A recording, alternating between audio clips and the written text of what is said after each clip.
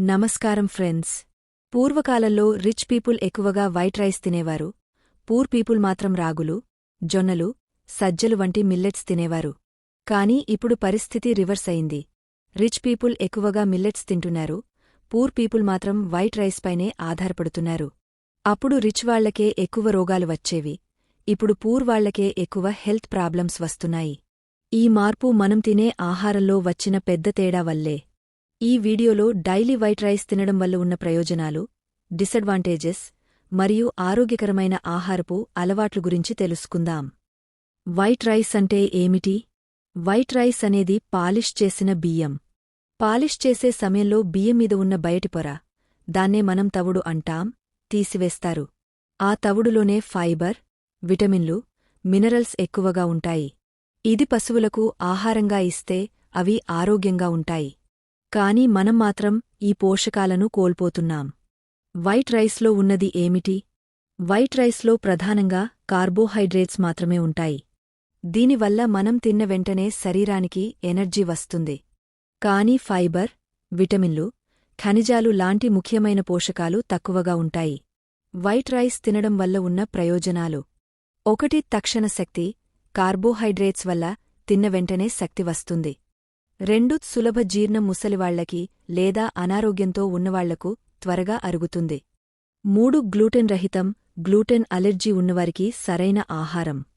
4. పరిమితంగా తింటే బరువు నియంత్రణ.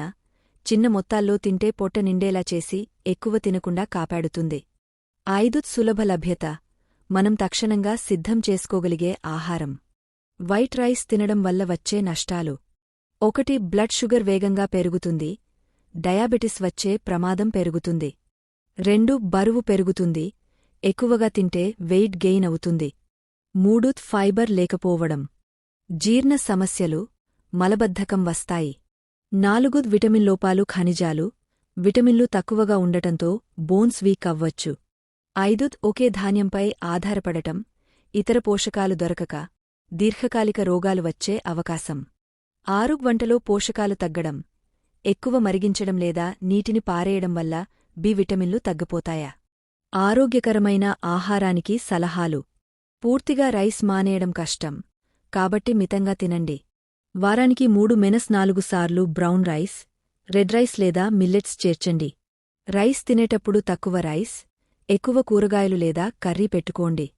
ఫ్రూట్స్, ప్రోటీన్ లేదా ఫైబర్ ఎక్కువగా ఉన్న ఆహారంతో కలిపి తింటే పోషకాలు పెరుగుతాయి.